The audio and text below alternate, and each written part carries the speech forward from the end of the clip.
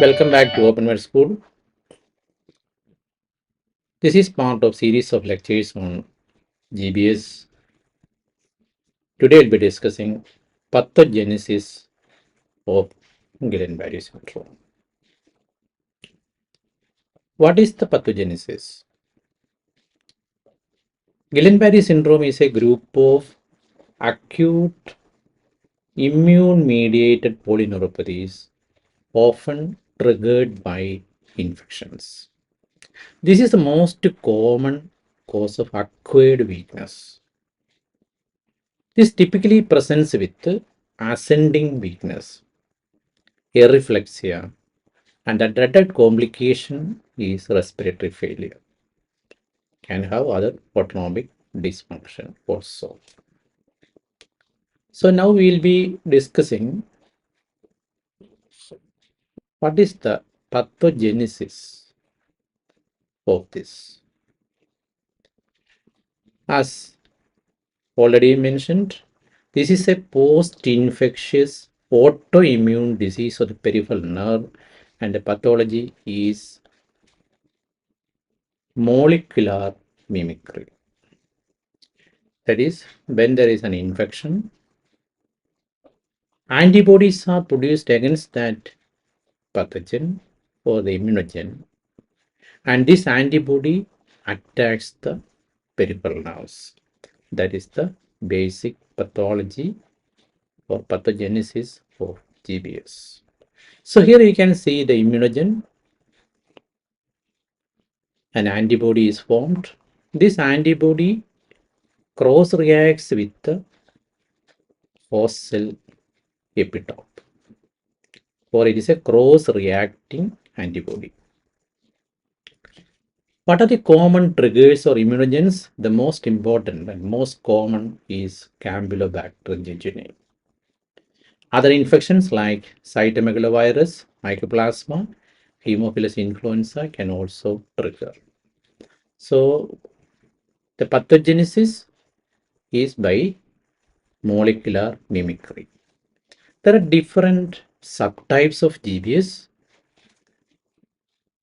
Autoantibodies mimic neural gangliosides, triggering the injury. That's something that you should remember. The various subtypes are: one is acute inflammatory demyelinating polyneuropathy, that is the most common type.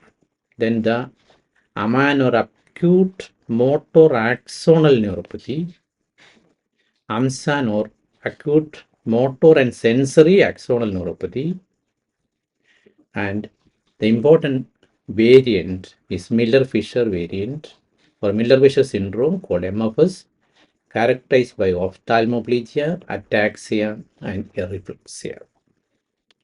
Here you can see that the majority, the most important is for around more than 50% is by AIDP. And the Miller-Fisher, only 4% is Miller-Fisher. The AMAN constitute about 30%. So that is the important variants that you should remember is the AIDP, AMAN, AMSAN, and MFS. Now we go look into the pathogenesis of AIDP. Here the target is myelin or Schwann cells. As we know, the peripheral nervous system, the myelin is produced by the Schwann cells. In the central nervous system, it is oligodendroglia, and that is why the CNS myelin is not affected in GBS.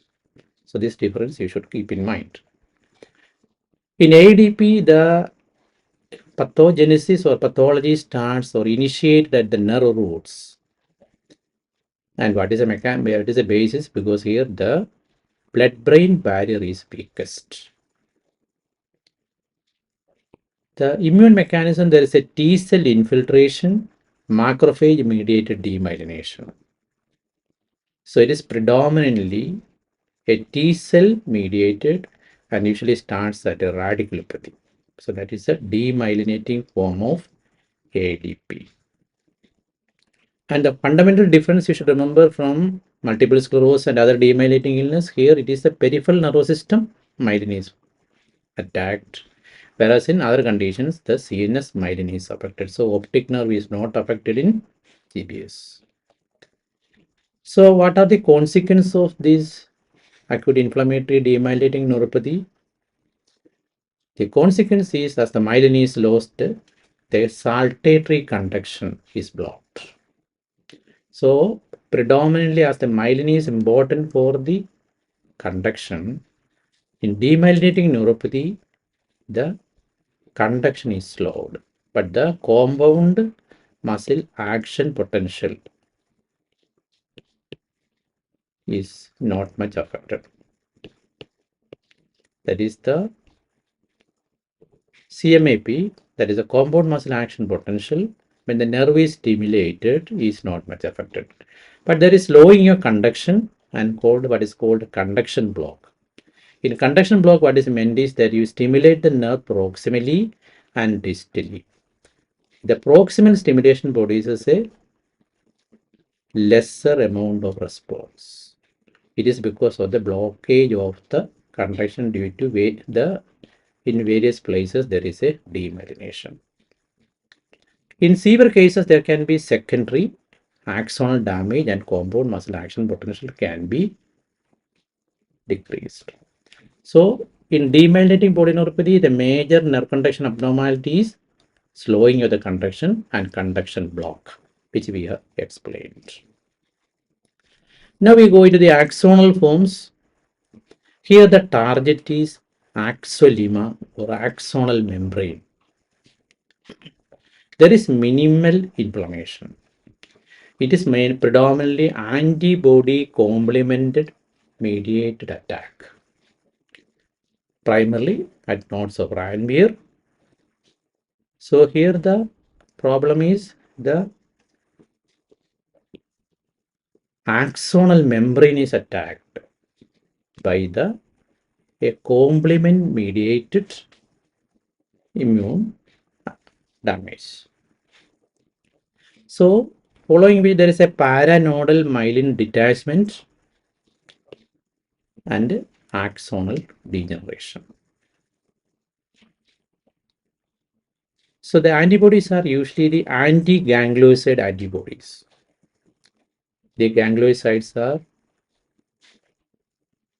IgG antibodies attack the nodes of Ranvier, leading on to axonal conduction block. So in AIDP, it is predominantly demyelination of the demyelinating. Here is a axon is damaged. So when the axon is damaged, what will happen? The compound muscle action potential, the amplitude comes down, but the conduction is comparatively preserved. And the antibodies are usually against the Campylobacter. I already mentioned there is a molecular mimicry. In AMAN and AMSAN, it is against GM1 and G1DA. What you should remember is that in the MFS variant, it is the GQ1B. Keep this in mind. GQ1B antibody is characteristic of MFS. In cytomegalovirus, it is anti-GM2 and is present with sensory motor, severe sensory motor GBS. And again, remember, not all the patients who develop Campylobacter infection or Campylobacter jejuni infection need not develop GBS. The susceptibility and the genetic variability is important. So immune-mediated nerve damage in Guillain-Barré syndrome, as already mentioned, there is a anti-ganglioside antibody formation.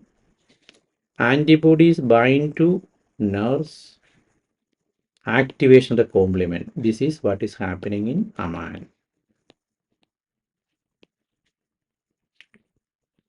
Predominantly. And in AIDP, the T cell mediated attack on the nerve roots and the nerves, T cell infiltration, macrophage comes, and the myelin is or demyelinated. Hope you understood the difference between these two. So now going to the summary. In AIDP, it is the target is myelin. T cell and macrophage feature is demyelination. In AMAN, it is axillima, anti-GM1, GD1A. In AMSAN, it is anti-GD1B, and MFS is GQ1B. In AMSAN, it is motor and sensory. AMAN, it is motor alone. And in MFS, it is ophthalmoplegia ataxia. So remember this point. So the key differences are shown in this picture.